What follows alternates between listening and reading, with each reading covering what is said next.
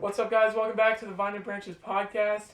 I'm here with Caleb, and we got our dads on today. We're going to be talking about what it looks like to have godly masculinity and be a godly man, and how to lead the house and show love to those around us.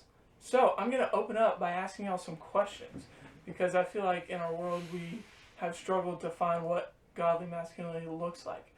But my first question is going to be kind of interesting, so I want to try to explain the dynamic of how it's going to work. So I wanted fathers to give advice to some fathers. And I wanted sons to give advice to sons. And then I wanted to switch the roles so y'all can give advice to sons and we'll give advice to fathers, if that makes sense. Cool. So if y'all cool to open up? Start with fathers, advice for fathers. Yeah, sure. David, you want to go first? I can. Awesome. Well, as a father, you have a God-ordained role to be the priest in the home and to lead in all aspects of your family's life and to protect, to provide, to be the spiritual mentor for the family. So I think it's important to do that and to make sure that your family's in church and to lead by example through your life, because whether you think the kids are looking up to you or not, they're watching everything, the good, the bad, and the ugly. So I think it's important to model that out. Awesome. Yeah, I'd say set aside your pride. Like it's pretty tough. Like if you want to be that priest of the house, like there's a sense of that the weight can be a lot, and so we can sometimes think we're going to carry that weight on our own, and we need God's help. So set aside your pride, trust that the things that God gives us to lead are true and trustworthy, and don't make it about yourself. So I'll give you a good story on that. So I learned something from my mom. So I know we're talking about being a dad, being a father, and a man, but I learned this from Nana. And so there are four brothers in the family. So like I have three brothers, and we definitively got into a lot of trouble growing up. And so we were pretty feral, and in that process, even had some run-ins with the law. Okay, so it was not pretty at all times. There was at one point one of the brothers. No, I'll let the guilty go unnamed. Got in some trouble, and it created enough of a stir that the Erath County sheriff got involved. And Mom later was talking about it, and she said she got so mad about this, right? Like blow your top, like mad, and had a moment of like real clarity as a mom, as a parent, that the reason she was angry was because she felt that he had dishonored the family, or the brother that got in trouble had done something that was like, hey, that was terrible. You're not representing the family. And she had to step back and say, this isn't about me. This is about him figuring out life and learning how to walk with God. So I would say as a father, set aside your pride. Don't make it about yourself. Like trust God's way and lean into the relationship. So. Wow, love it. Do you want to start for sons? Sure. I think my advice to sons would kind of, I guess it's not a very like secluded piece of advice. I think it carries to all walks of life, but like to be a servant and be willing to not always try to be like the one in the spotlight, but to serve other people and to like love well. And so when you're doing that, I think it makes everybody else around you like more enjoyable to be around, and it also I think helps the father not to love you but to respect and like honor your opinion more when you're willing to serve and love well. So Dude, love it. So my advice for sons would be, I think a lot of times as a son or a kid in general, our parents tell us things of like, oh, don't be out past this time, or don't be driving late, or don't be doing this because they're worried or something. And often we are like, why are they being a party pooper or killing all my fun, right? And why is this, that, and the other? And so we think our parents can be such downers, but when you really look at it, in my mind, I think it's truly because the parents love you, and like my dad doesn't want me out late. He says not because he doesn't trust me, but because, let's say, drunk drivers, right? And so I have his love for me. He doesn't want me out late. And so my advice is for sons not to always think that their parents are out to get them, but that they're actually out to protect them and actually looking out for them. And I think sons or kids in general can have this mentality of, why are they stopping me from doing something I want to do, instead of, well, look how they're trying to protect me or look out for me in these tough situations. Because truly they want you to have fun and they want you to live life, but they don't want you to get hurt. So I think that's my advice for sons, because it's an easy thing we do. So next, fathers, would you like to give it some advice to sons or to us?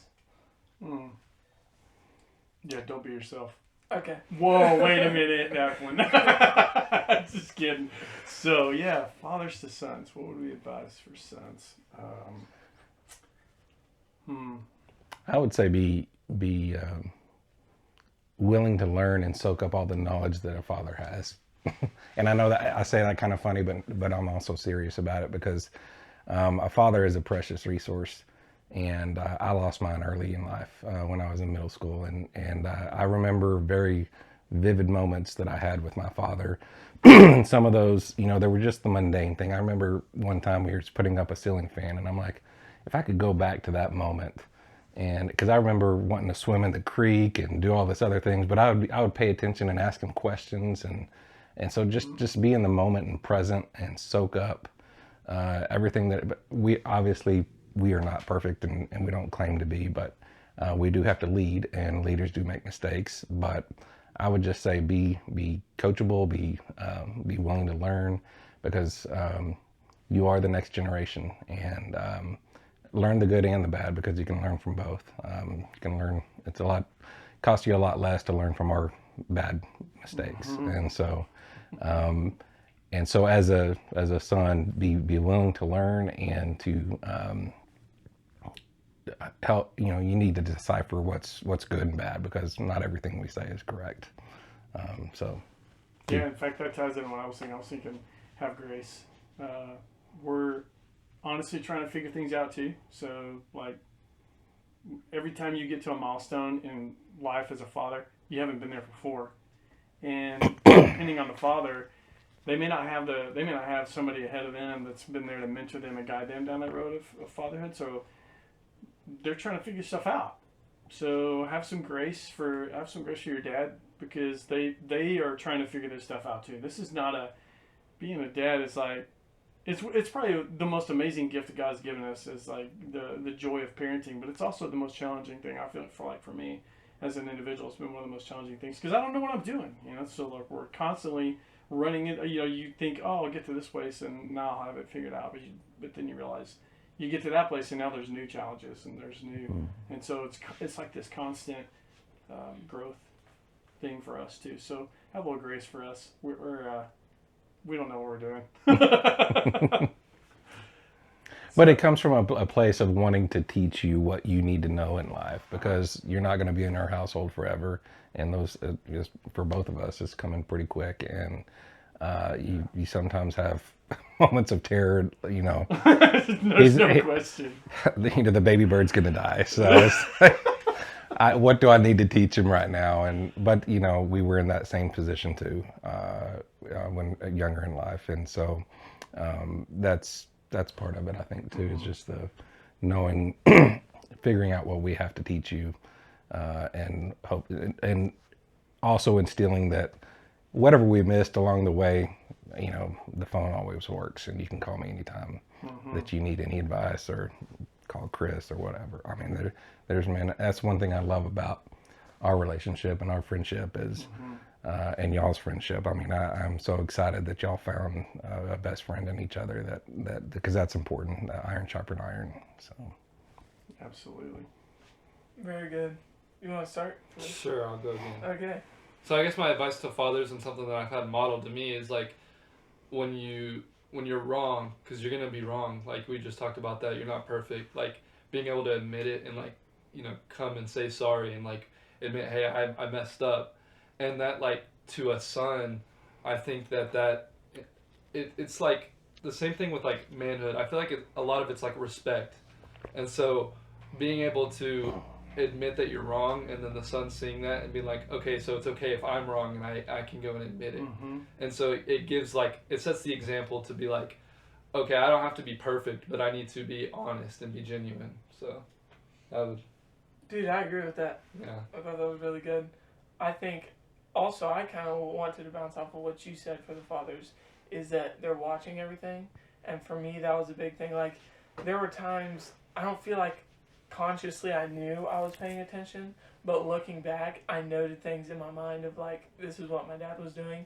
Like, I always have this memory of this time when my dad was out, we were out living at Nana's, and you were outside till like 1 or 2 in the morning working on construction stuff because you ran your construction business. And I noted in my mind like this aspect of hard work, and I think it really taught me something. And so knowing that your sons are like watching you all the time is something that I think we should be aware of. Like, we're always setting that example. So even in these times where you might not know that you're setting an example, that you are. So yeah, that was something that came to my mind because I have multiple times where I've like noted things of, well, I never really knew I was paying attention to that until now looking back. It's like a memory that stands out. So. And I want to touch one more thing on what Caleb said about not not having to be perfect, because I remember when you were 5 or 6 years old and we were practicing soccer, and you would get so upset whenever you couldn't do anything perfect the first time. And we had this conversation over and over, and I don't know if you remember those or not, but I would much rather see you try and fail than not try, or think that you failed just because you think you failed in your eyes, because I would rather you get out there and play, and not just on the soccer field, but take chances. If you're not failing, you're not trying, and failure is a part of success. So. That's good. That was really good. Failure is a part of success. Gotta learn from them. Well, I'll ask the next question now. What's one thing you have learned from being a dad? I would say something I've learned from being a dad is that you you don't have the control you think you have. So as a father, like especially the older you guys get, like you guys now are adults, so this is especially true right now. But even when you're younger, like you get sick, or you like there's a problem, or you're facing a challenge and you're not sure, like you feel like you got to fix this, and especially if you're a control freak like me, I'm totally a control freak. I like to be able to control everything. And so I don't even let anybody drive. We'll drive like all the way to Colorado. I'll drive the whole way. I'm a total control freak, right? So there's this need that I feel to have this perceived control. But I've learned over the years of being a father that number one, I don't have as much control as I think I do. And number two, I shouldn't be trying to control everything you do, especially the older you get. This is probably, I go off on a side note here that I heard somebody else say this the other day, that the phases of being a parent, of being a father to a son, first, you're essentially like a cop. So you're going to be like, nope, don't do that. You're not going to do that. If you do that, this is the consequence, and I'm going to enforce that consequence. Okay. Second stage is more like a coach. You're going to be, you're going to encourage them. You're going to guide them. You're going to say, hey, when you do this, you should do it this way. And you're just going to coach them along the way. And then sooner or later, that you're going to transition from being a coach into being a counselor. So you're just there to give advice, to guide when they want something. You're not there to tell them how to live their lives, and you've totally got to give that over. And I've seen it with Elijah now that he's on his own, and I'm seeing it a little bit with you right now with all this flight school stuff that's killing me. That letting go and not having control is like this really, it's a tough thing. But I feel like that's something I've learned from being a father, is that I really don't have the control that I would like, or that I think I do. And that's okay. That's where we trust God, because he's sovereign and he's good and he's loving and he's merciful. So we trust in that. I 100% agree. It's we've got to take our hands off completely and be kind of the bumper lanes in bowling, where because every child's different, and that's one thing that I've learned is I can't raise my daughter the same way I raised Caleb, and because they both have different personalities, different interests, And so I think as a dad, we have to recognize that and basically put the bumper lanes up and say, you're welcome and have freedom to do what you want to do, but you still can't cross the street in a busy intersection and stuff like that. And so, but also give them the freedom to fail and to fall down and to make mistakes, because I'd much rather that happen when I'm involved than when I'm not. And from a biblical standpoint, one thing that I've learned as a father is a little bit more of God's love, a deeper understanding of it. One of my favorite verses is Hebrews 4:12, where the Word of God is living and active, and I believe that means that in different phases of your life, Scripture speaks to you differently. And one thought of that is, the prodigal son.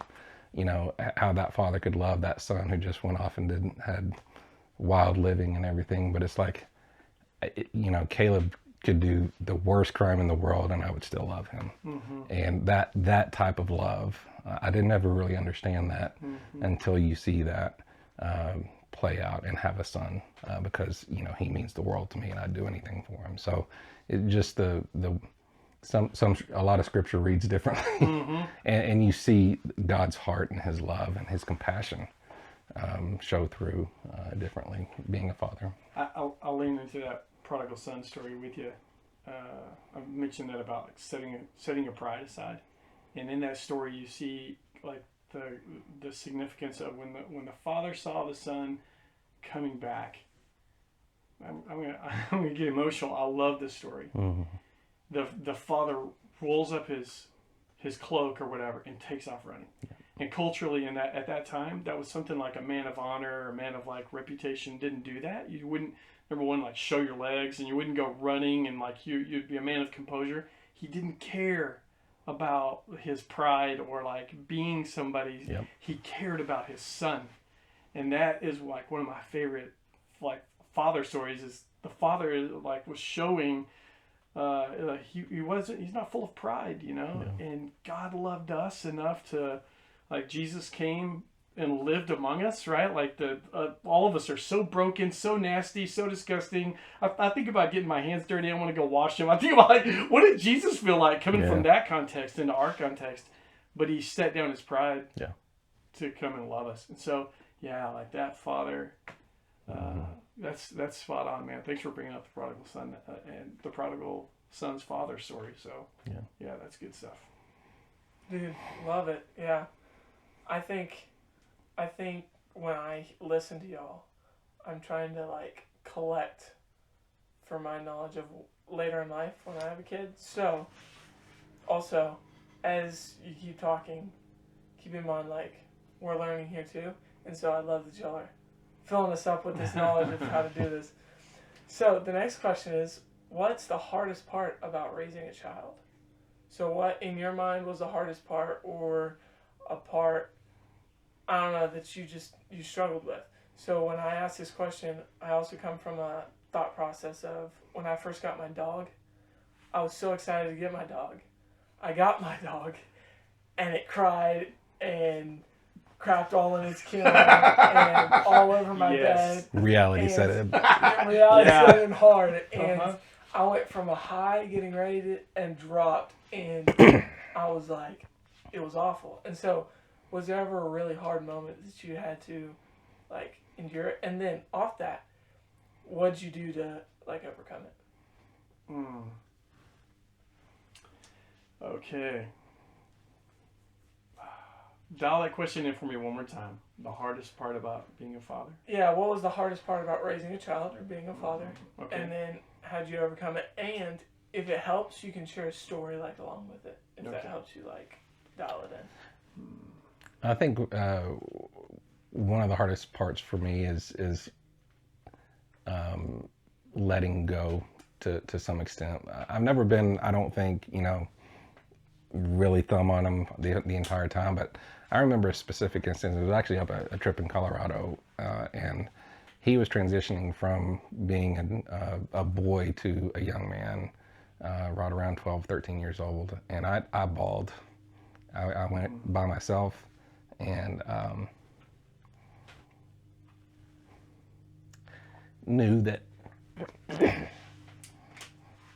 Sorry. No, man. I love it.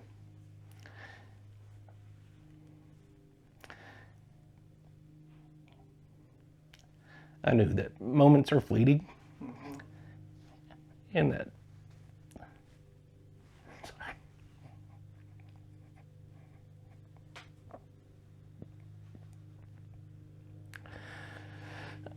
that I've got this beautiful gift and opportunity to speak life into them, and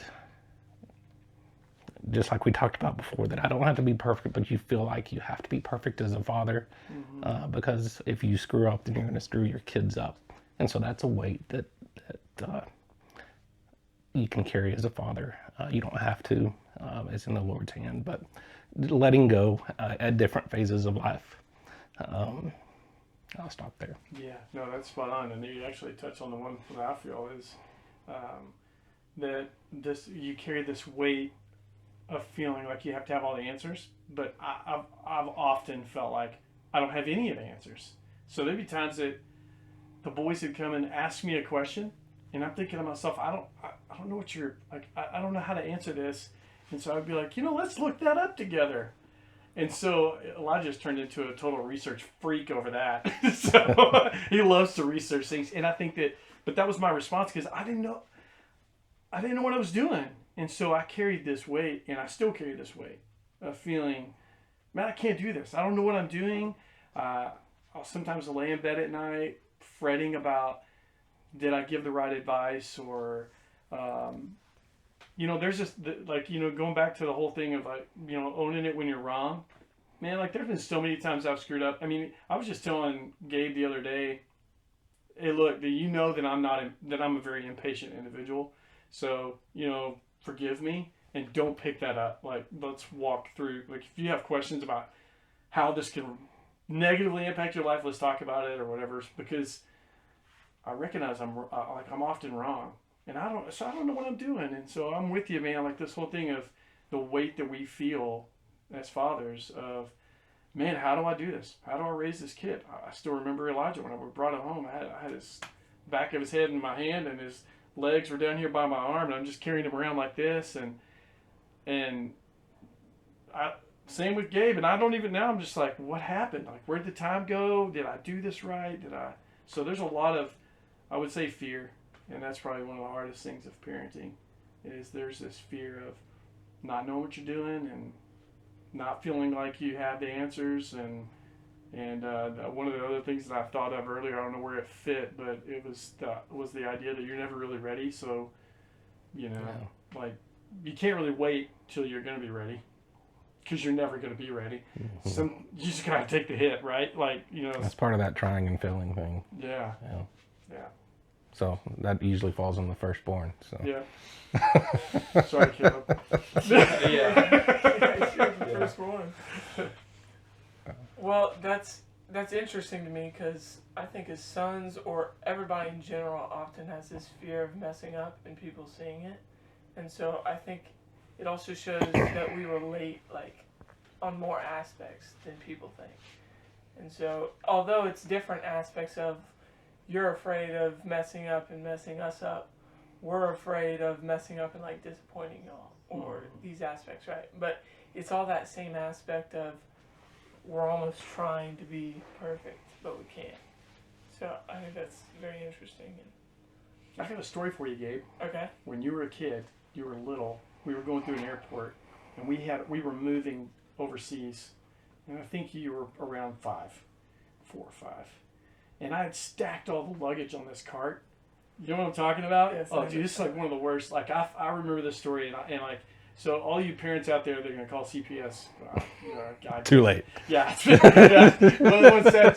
It's been too long. What's that called? I can't remember. The statute of limitations. Yeah, statute of limitations. Unclear. So I had stacked all this luggage on there, and. You were so excited and everything. You're like, Dad, can I ride up there? I'm like, yeah, dude. Because I was like, hey, I'm going to be the cool dad. So I got all the luggage there, and I put you on top, and I had you sitting on there. And I'm cruising along, pushing that cart, and I hit something, and those casters, those wheels as they're rolling along. If you just catch a pebble just right, I hit the brakes. everything. We had like 8 or 10 bags, and they all came off. And they weren't all bags. Some of them were like totes, like those action packers, big heavy plastic ones full of junk. And they all come tumbling off, and I just watched you go off the end, and I couldn't see what happened. Because it just all happened so fast. And I immediately, as I'm trying to scramble around there, I can hear people in the airport talking about what kind of father, and I mean, it was bad. Like they were, thankfully, and I get to you, and I'm like freaking out, and I get to you, and you're crying, but I'm like trying to see if are any broken bones or what. And this one guy comes up, he's like, "Hey man, I saw the whole thing. He didn't hit his head or anything. He's gonna be okay. I just want to let you know I saw it." Dude, I just broke down and started crying. I was like, "Oh my goodness, what was I thinking?" But in that moment, I was trying to be the cool dad, and I totally messed that up. So I learned I'm not doing that anymore. Anyway, I got plenty of those with you. Yeah. I think I nearly killed you literally several times. So I'm really thankful. So. Yeah, I remember a story. I was just born, and I was sleeping on a bed next to you, something. Yes. Wrapped up, and I somehow rolled over and wrapped up in sheets around my head, correct? Mm-hmm. And then fell and lodged in between the bed and the wall. Uh-huh. And he was over. What, you didn't hear me crying? No, because I was actually packing. We were getting ready to move back to China. You were about 4 months old, and I didn't think you could roll around or do stuff. And I'm over there trying to pack, and I'm focused, and I hear some muffled movement, and I'm like, "What is that?" And I look over at the bed, and I'm like, "Where'd Gabe go?"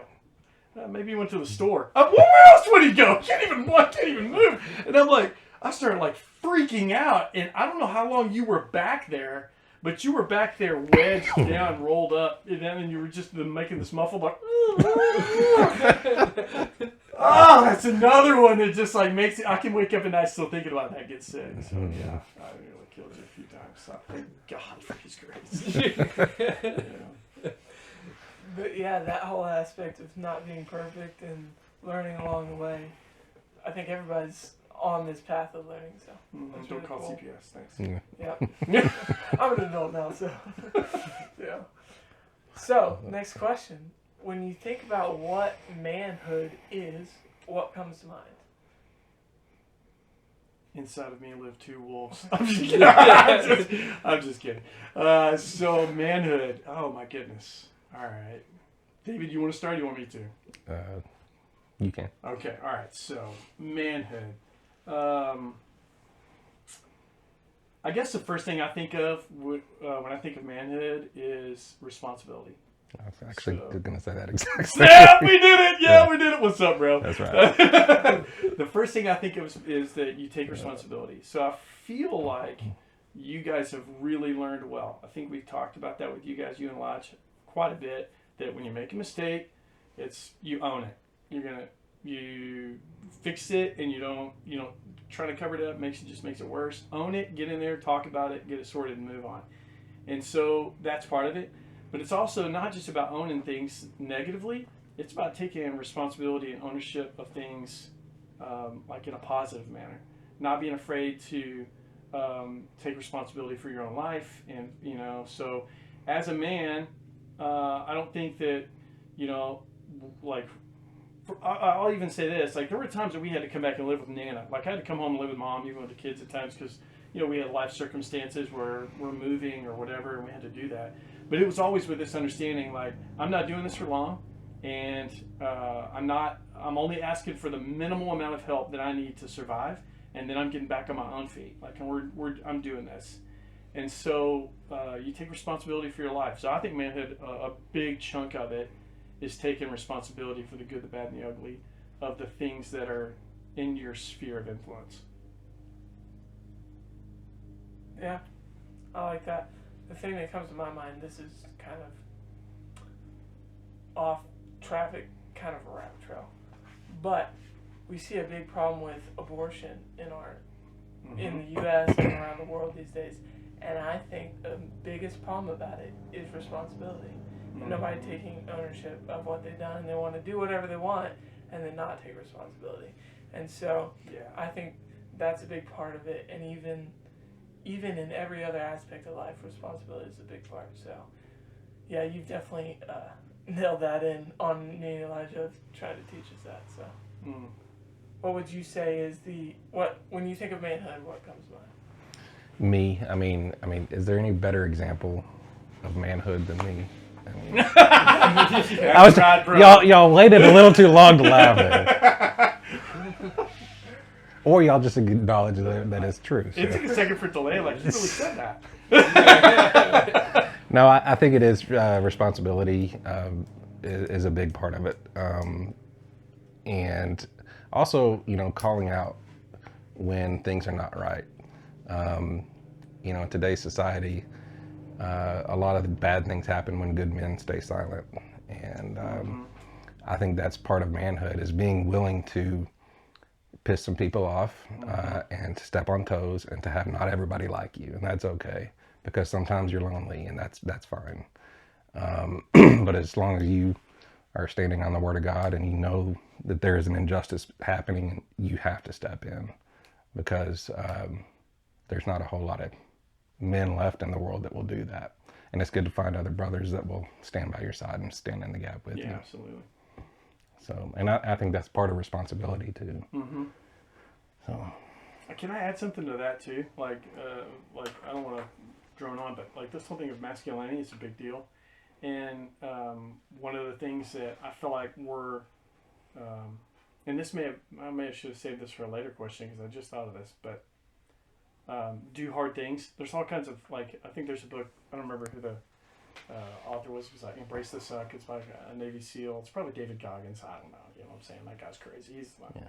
Or there's another one called Do Hard Things. I can't remember the author's name. I just read that not too long ago. And Extreme Ownership by Jocko Willink and Leif Babin, some of these guys. So, but this idea of get out of your comfort zone. Like, don't, I think one of the things that men struggle with today is we live, especially in the West, in an insanely comfortable environment. Like, our homes are comfortable, our cars have AC, like everything is comfortable.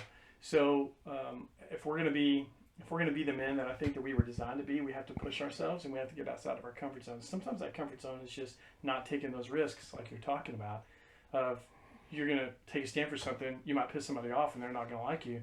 Well, you're out of your comfort zone because now you're not you're not just doing things to please people. So I think part of being a man is getting outside your comfort zone. Don't stay where things are easy, but do hard things. Embrace the suck. Do whatever it takes to achieve something. Yeah. And I've seen that in you, Gabe, and I'll give you a little prop here. That, like, this whole flight thing that you're pursuing right now, it has taken a huge sacrifice and like a huge, like, I'm going to get out here and do this and stay up late and study. I'm going to, like, when you were working in Oklahoma and traveling, you were also studying, and you were not comfortable during that time, right? But isn't that the time, like, that you feel the most alive? Like, comfort feels great, but what do we really achieve when we're comfortable? I think as men, like, we feel great whenever we actually get out and push ourselves to do things that we didn't even believe we could do. So embrace that challenge and do hard things and get outside your comfort zone. Don't do things because they're easy, just because they're easy. So, wow, love it. Something you said about the do hard things. I believe you're talking about the book. We read it in our homeschool group. They require you to read it, and it's all about being diligent. We had this joke about diligence in our class of, like, you gotta persist and keep going and do hard things. And so that's what came to my mind. I can't remember who the book's by, but I believe I read the same book too. So, yeah. Next question is, so this is, take whatever age you want to when you think of this, but what are some things that men need to learn as they grow up? So what's, like, one thing that when, let's say, I go to have my first kid or when I go off to college, what's one big aspect, though, that you would think I need to know? If that makes sense. You'll know it when you know it. Yeah. I don't know how to answer that question. I don't either. I think I might say. Oh, you go first. I think it's situational, based on, I guess maybe I don't understand the question completely. Well, but I would agree, and that was kind of why I was like saying the age thing, because it kind of is situational. yeah, So, I mean, in my mind, I would think every time you're going to every, what do you call it, milestone, Mm-hmm. or let's say you're having a kid or getting married or going to college or retiring or whatever aspect of life you're in, it's going to be a different thing. But mainly, how about this? If I'm asking for ourselves as we're getting ready to go to college, what is one thing we should know as we step into that part of life? I'm going to kind of go off what you said earlier and be have humility and be willing to learn, because you just don't think you know everything just because you've reached a certain level in life, because you don't know everything and somebody else knows more than you. Yeah. And whether it's a father or a friend or your mom, you need different perspectives, and that's part of being a man, is taking in all of the information, deciphering it, and figuring out what's good and what's bad, sorting through that, and making an informed decision. So just be humble and don't think that you know everything all the time. Yeah, and I think I'd say it's only cute to be a boy when you're a boy. So it's like what Paul said. When I was a child, I spoke like a child, I act like a child, but when I became a man, I put away childish things. So there does come a day that, like, it's cute. It's cute to be, stupid when you're a kid, right? But there comes a day that's not cute anymore. And so you guys have done really well with that. But Caleb, you and Gabe both, you recognize how to have fun. It's okay to have fun. I mean, shoot, here I am, nearly 50, and I don't want to grow up. I want to stay a kid my whole life. I love to have fun, but in reality, I recognize, like, we're not meant to be boys our whole life. I think we've all seen the guys that are like fully a man in body, but somehow they have never made that transition, like spiritually or in their identity, and so they continue living like they're a boy, and it's not cute anymore. It's not funny. It's not good, and for them, it's kind of heartbreaking to see guys that haven't been able to make that. And I think that's a huge conversation point right there, like how men are supposed to make that transition. And I think that we've lost as a culture this idea of helping initiate men into manhood. And I'm not talking about like by torture or hazing. I'm talking about helping initiate them into manhood by speaking into them that they are a man, and by putting them through things that are challenging so that they can test their mettle. Like, what am I made of? Can I do this? Because there's a huge question in there for men, like, can I really do this? Am I capable? And so pushing yourself to go further and further. And so we don't initiate men into that. And so it's not cute to be a boy when you're in your 30s. Like, that's just not funny anymore. So that's what I would say. It's only cute to be a boy when you're a boy. Dude, love it.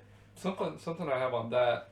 We did a debate in our school recently where the debate was like over the consent, like age of consent, but it kind of tied back into this, like, okay, so when do you become mature as like somebody who's ready to like take care of a kid and all this. And so we were kind of like debating, back in the day people were having kids at like 13, 14, 15, like very young, and so they were being put through things that were hard that made them grow up, rather than like today where we're not necessarily putting them through like the trials that you were saying, or like putting them through things where they have to step up and like lead and have to step up and like act.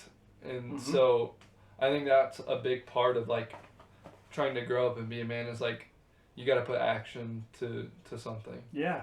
I had my grandmother. Okay, so my grandmother lived in Granbury. She, like, her whole life pretty much lived in Hood County for the most part. So my oldest aunt, so my mom was the youngest of a bunch of kids. I don't remember how many they had, and not all of them made it through childhood. I mean, it was a rough life, right?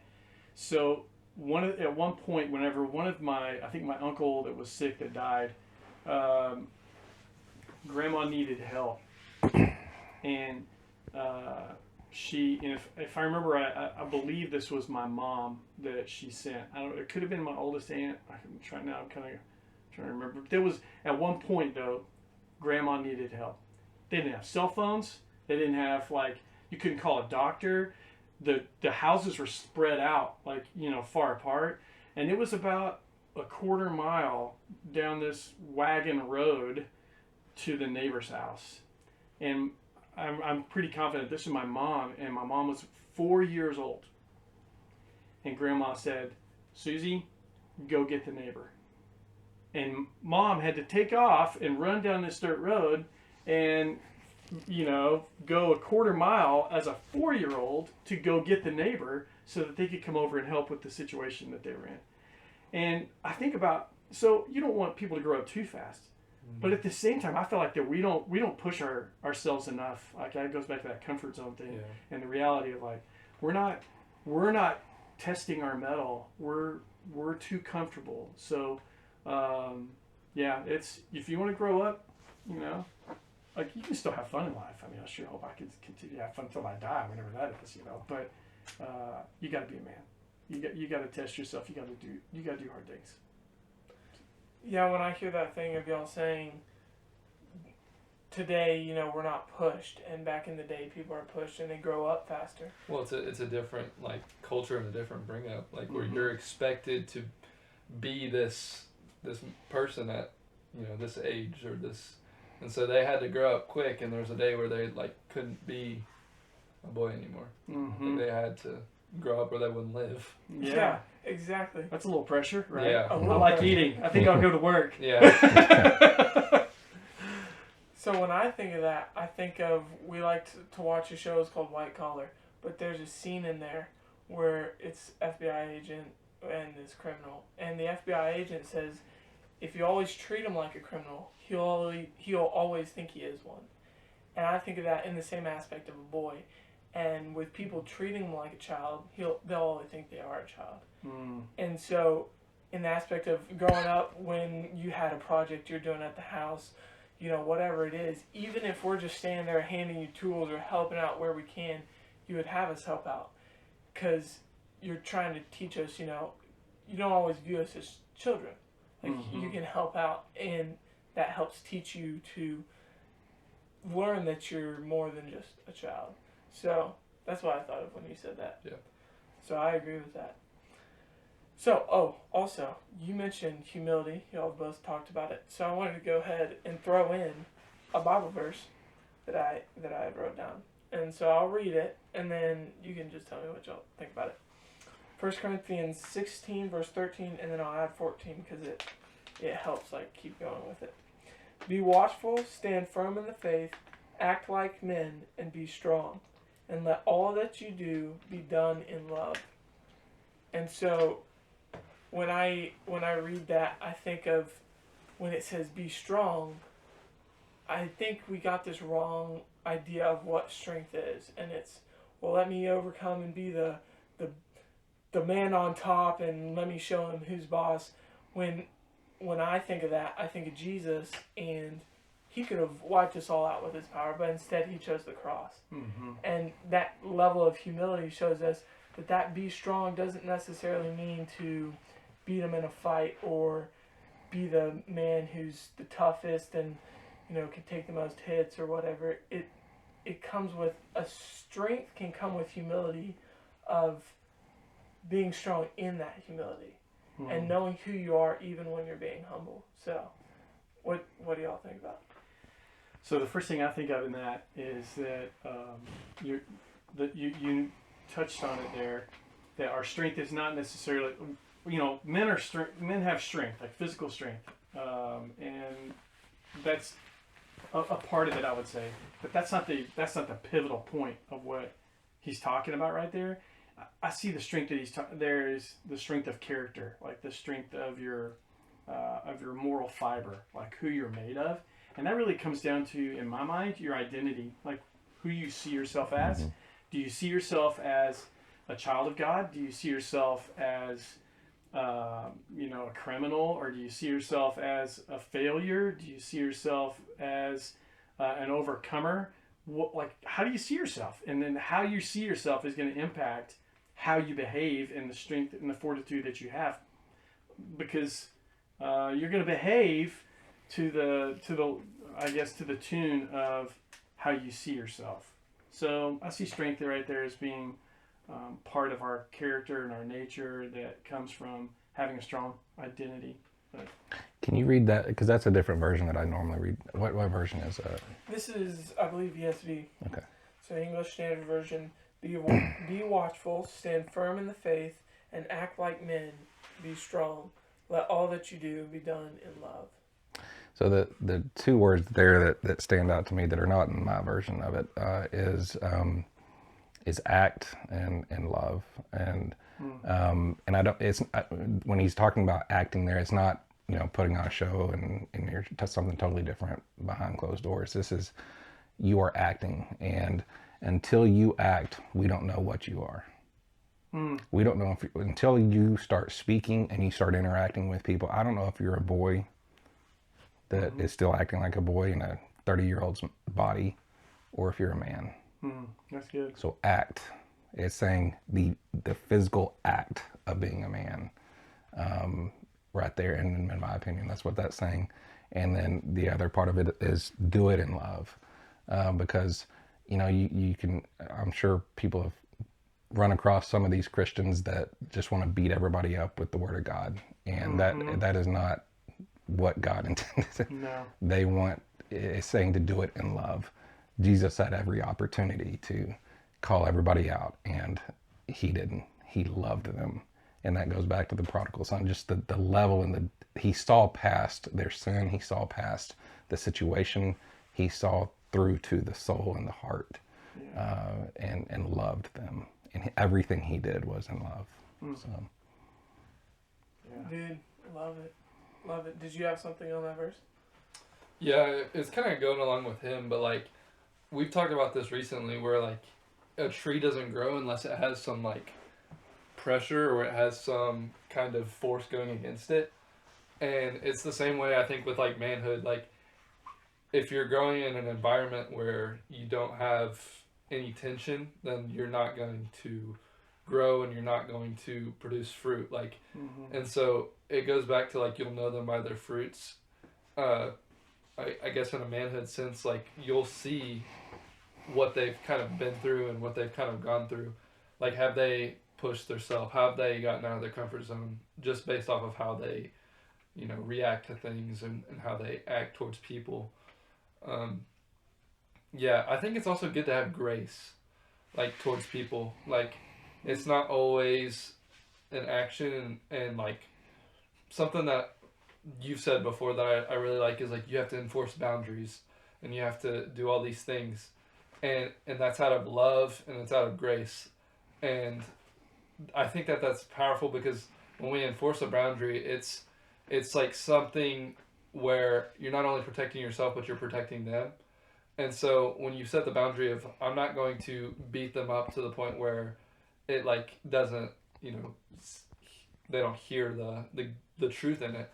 I think there's an aspect of grace and there's an aspect of truth. And so I think that kind of ties into it.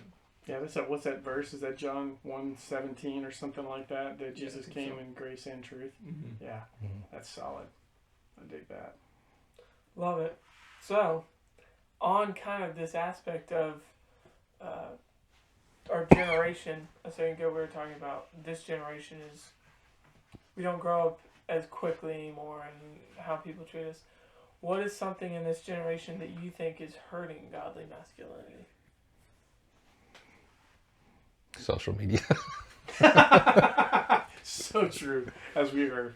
But watch the Vine Advantage podcast. Exactly. Well, and I think that part of that is discernment. But I am being honest that right there that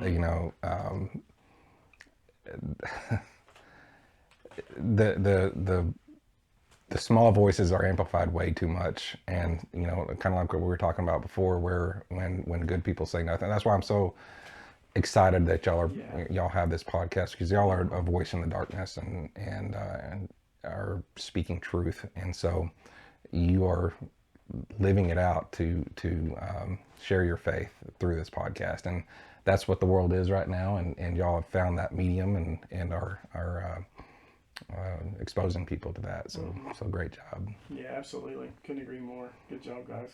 and along with that, you're doing something that there's that book, Raising a Modern Day Knight, and the first thing that it mentions in that book is to reject passivity. And I think that's one of the things that you guys are doing right. You're rejecting passivity. So that means that you're being active, and kind of like you're talking about. There's another book. What is it? I think it's Bob Goff. It's called Love Does. And it's the whole idea that love is shown through action. So that's kind of what you guys are saying. But you guys are doing that. You're taking action. You're being proactive. You're not being passive. And I think that's, for masculinity today, one of the big challenges is this passivity.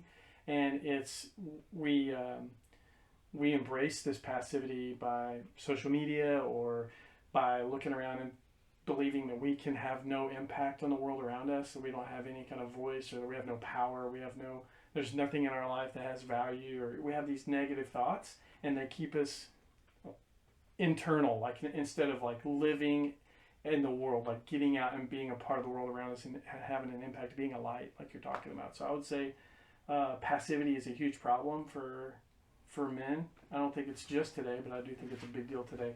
And I think it's exacerbated by things like social media and stuff like that. So, yeah, reject passivity. Yeah, you want to answer the question too?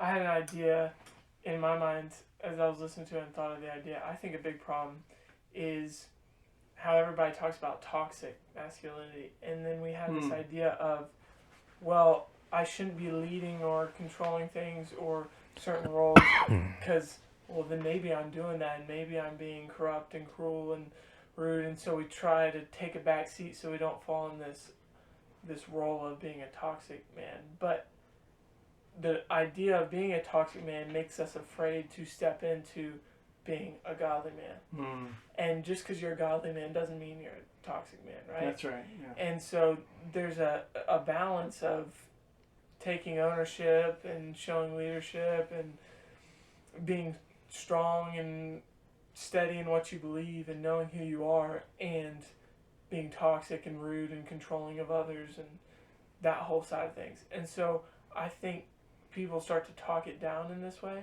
and so we then are afraid to step into it.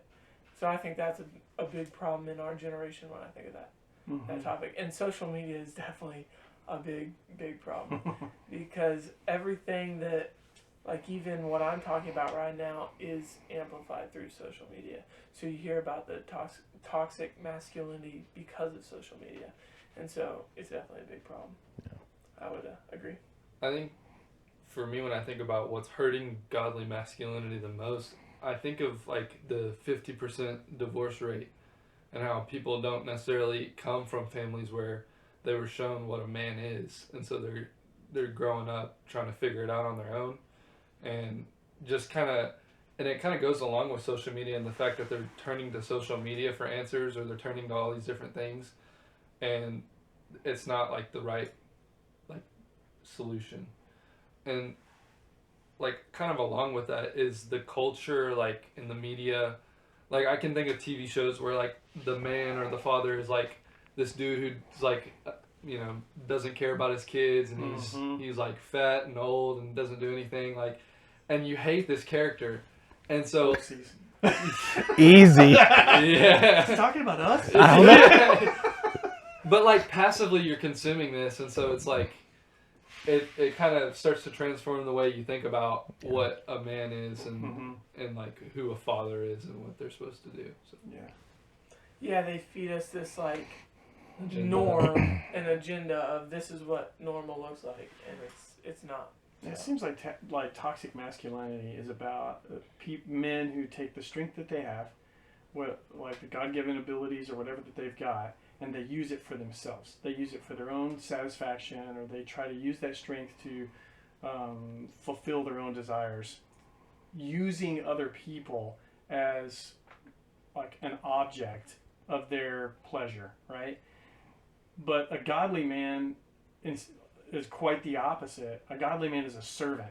A godly man is going to take the strength that he has and he's going to use it to better other people's lives.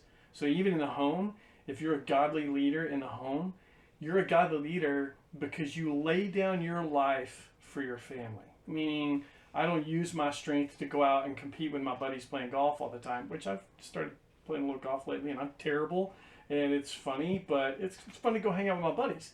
But if I'm constantly trying to feel better about myself by using my athletic ability to go and achieve something, then I'm missing the point. God has given us our strength and whatever the strength we have, mentally, physically, emotionally, spiritually. He's given us whatever strength we have to serve and help others. So I think that's one of the main differences in my mind between toxic masculinity and like a godly masculinity. We want to serve versus we want to, I would say, victimize or abuse or take from others. That's good. Love it. Love it. Well, you have any questions? And then I had some Bible verses to wrap us up. No, I think we did it all. Well, So, you want to go to the last question, or? yeah, sure, we can. And then I'll wrap it up with some Bible verses. So we try to ask all of our married guests on the podcast, like, dating advice and marriage advice. So if one each or however much you have, go for it. I got marriage advice for you. Don't fart under the covers. That's a bad idea, bro. Okay. There's only one other option. It's a good question. So, dating and marriage advice. Okay, while you're thinking about it, you know why James Bond never farts in bed? Why? He doesn't want to blow his cover. Oh! Back to the question at hand. Nice. What's some advice?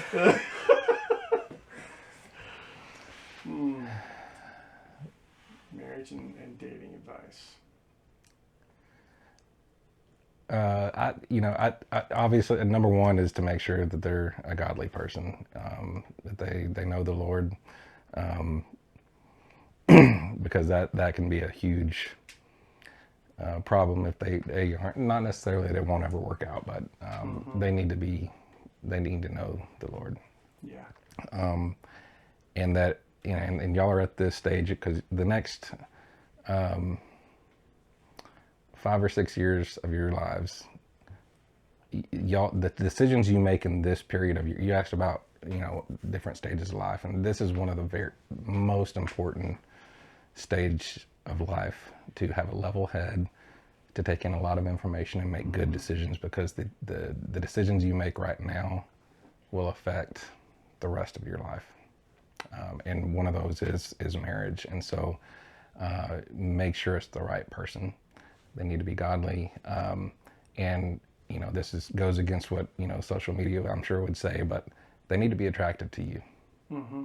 I reject the notion that, just love them because of their heart. Well, you're going to have to get in that bed with them.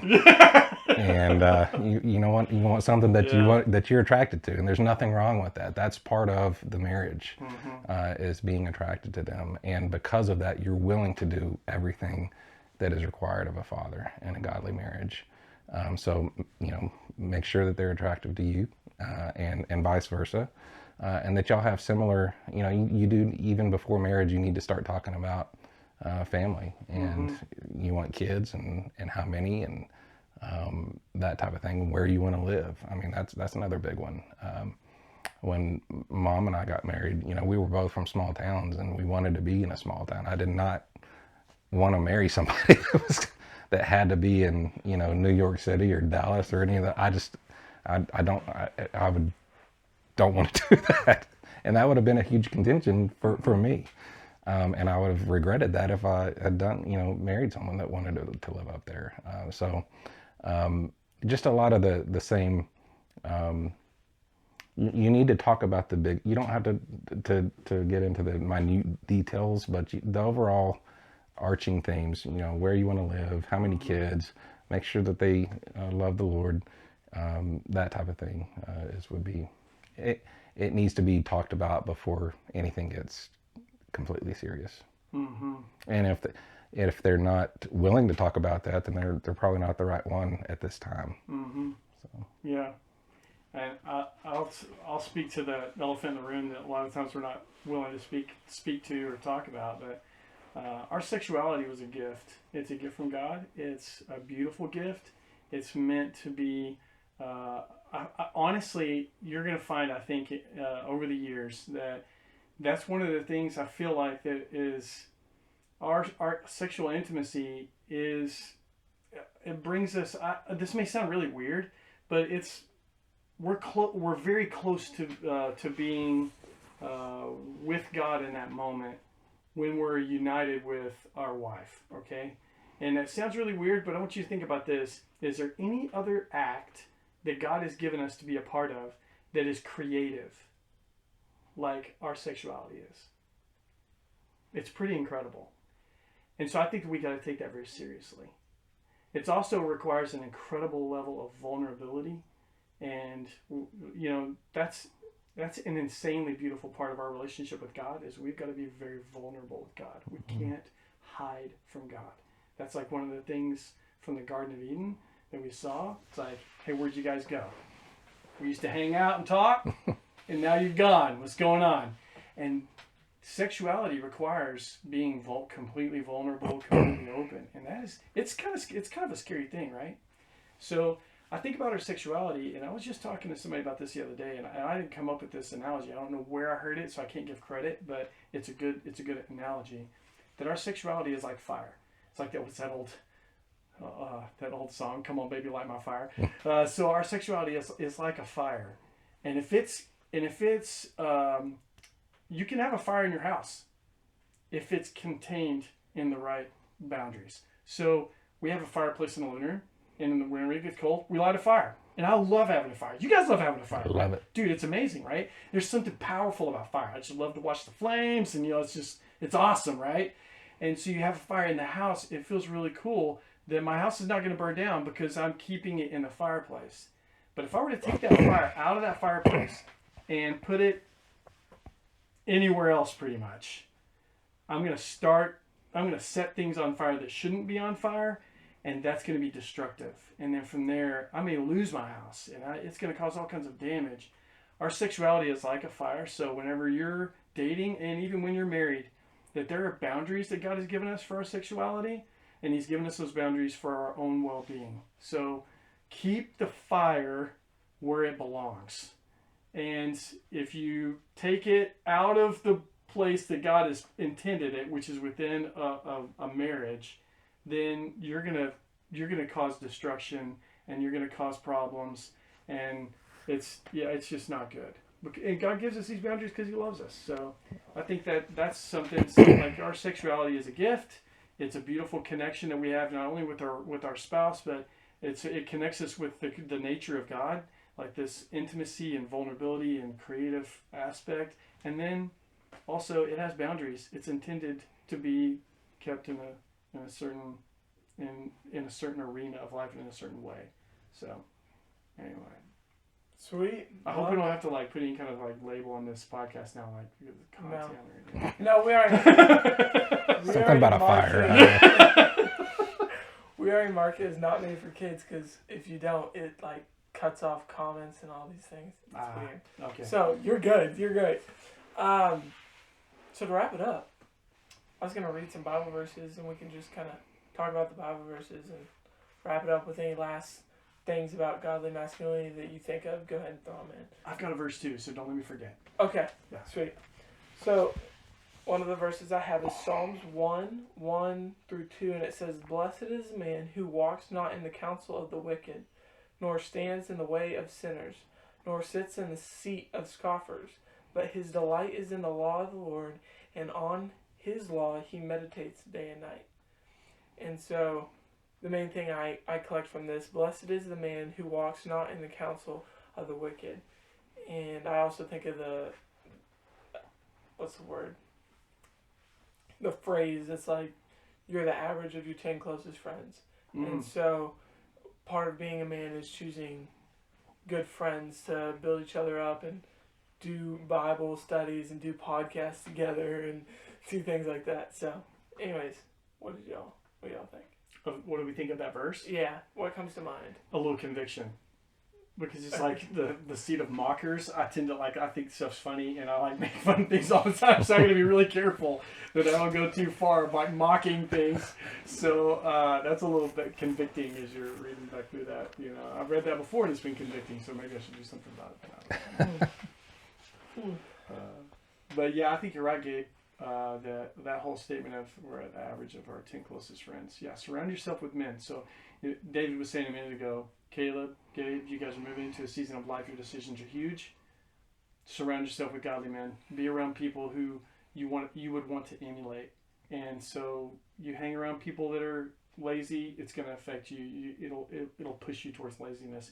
If you hang around people that are godly and pursue faith, it's gonna push you to be more like God. So, yeah, Love it. I love it. Yeah, it's good. Not to say that we can't go hang out with non-believers and pour into them and stuff, but to say that we need people to build us up and pour into us and mentors to follow and listen to. So, well, do you want to read your Bible verse right now?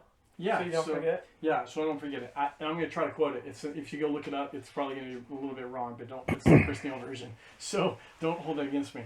But Gabe and I were reading Jeremiah this week. So this is not something that we've done really most of our, like off and on, we'll read the Bible together or whatever, but we started like maybe a week ago or 2 weeks ago or something, reading the book of Jeremiah. And even whenever Gabe, I was like, Gabe, what are we going to read together? He's like, Jeremiah. I was like, what? Like, what?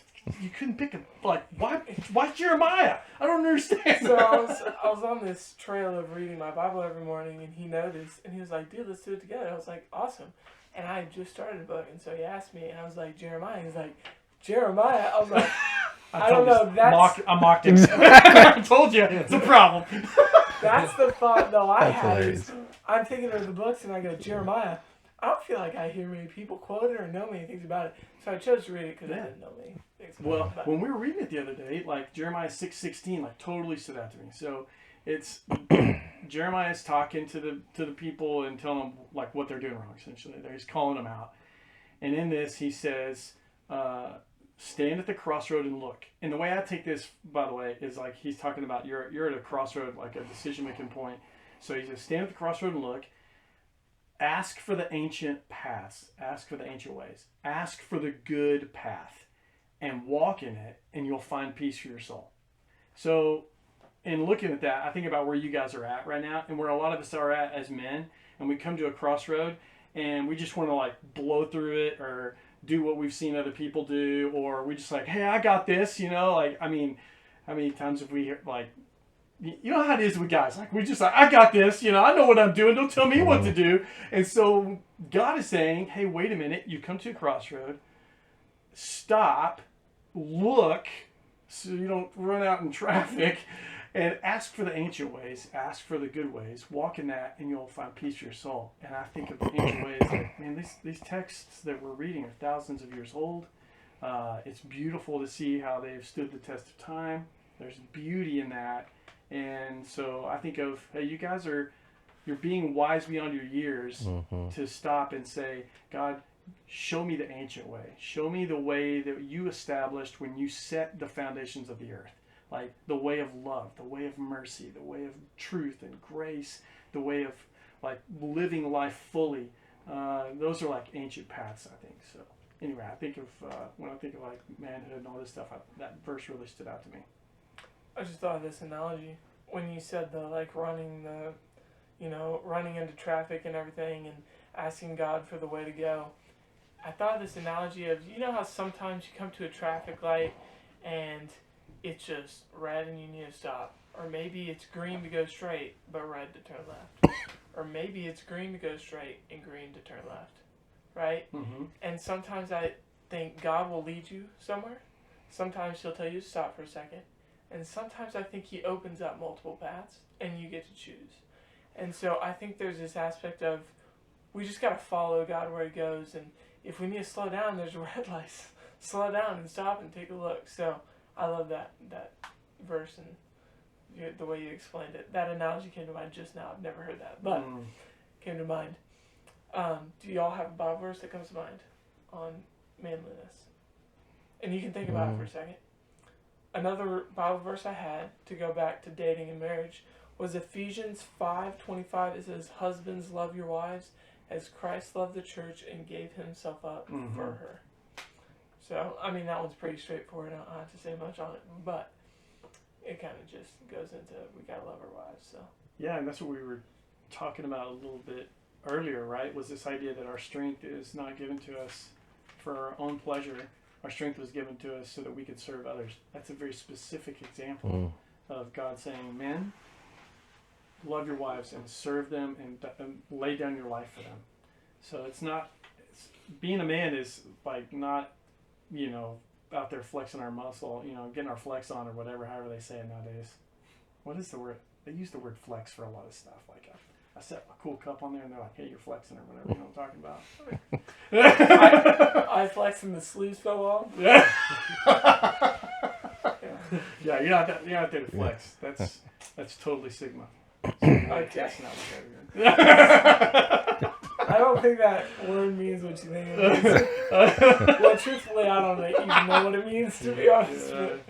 Anyways, you got anything that comes to mind? Wrap it up.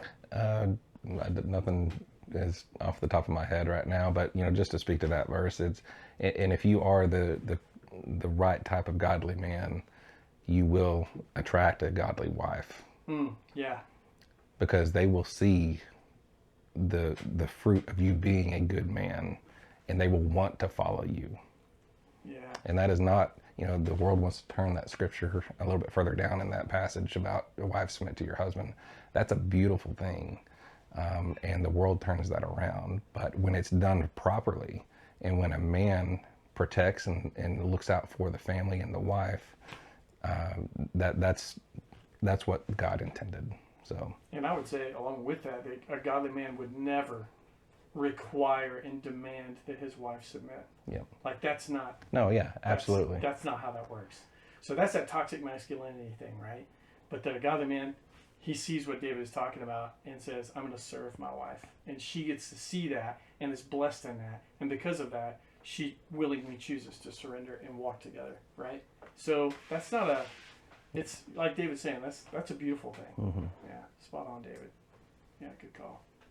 Yeah, like with that, I think of like when you pour out, like you're getting filled up and you pour out on somebody, you feel better. Like we've talked about this before. If you like go out and you share the gospel with somebody, you feel better afterward, even though you're being poured out. It's like God blesses you back with what you bless others with. And so it's like the same kind of thing where like when you're not looking to serve yourself and you're serving others, it'll come back on you. So it's like that kind of thing.